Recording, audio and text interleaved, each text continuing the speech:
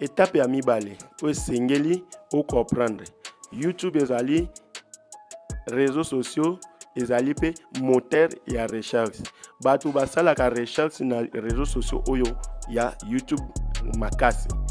Oza mutu oza na ba domaine na yo lokola boutique, oza na domaine na yo lokola oza réparateur, oza couturier, oza informaticien, oza nani olingo sala o promouvoir activité na yo. À partir ya YouTube okoki kozala rechercher même na pays oza, même na libanda ya pays na yo. Donc okoki ko promouvoir ba activité na yo ndenge o créer chaîne na yo ya YouTube, obandi ko publier ba activité na yo, ozo kata bilamba na yo, soko za kutira o kata bilamba na yo, ozo sala ozo lakisa bato ndenge nini ba kata ka bilamba, ndenge nini ba nexaka, ndenge nini ba sala ka tout.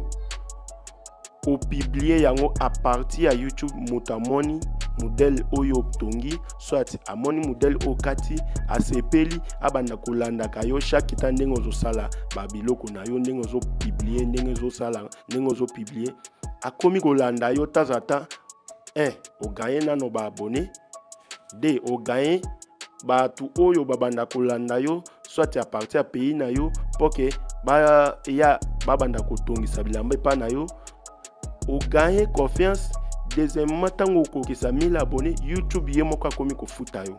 Tango akomi kofuta yo, okomi ko gagner mbongo na YouTube, mais okomi pe ko gagner mbongo à partir activité oyo ozosala. Omoni avantage ya YouTube. Deuxièmement, YouTube soko publier vidéo eko kende mbala moko te. YouTube soko publier vidéo ako garantiser vidéo na yo efandi. Le premier jour publier okozwa vite, ozo abonné te.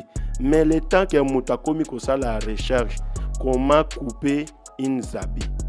Wana naza sur couture. Comment couper une zabi. Muta abeti kaka na YouTube comment couper une zabi. Tant que amoni yango a tomber na vidéo na yo atali bakata kabilamba bwe. Bakisala kabwe. Po bilamba ikoma bwe basala kabwe. Omoni ke ozui d'abord ozui vie. Deuxièmement ozui o gagner d'abord un client.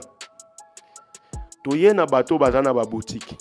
Ozana magasin d'habillement ou bien magasin ya quincaillerie. Ozana ba pièce ya bien, ozana ba produit ya bien, mais oyebi ndenge ya kolobela ngote. Ta olobeli produit na yo to filmer produit na otie na YouTube. YouTube premièrement akotala nini?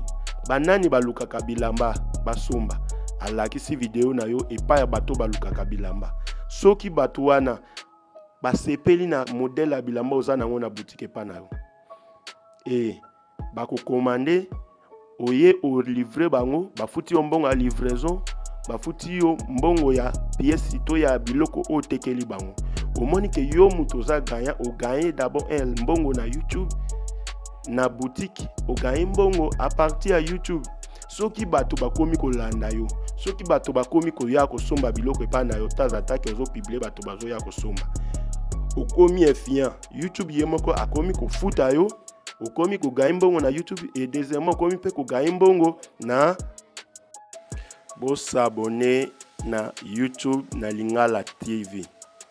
Oyo ezali chaîne oyo eko changer vie ya mutu na mutu oyo akolanda ngai pe atie na misala pe abandi kosala ko créer chaîne na ye ya YouTube.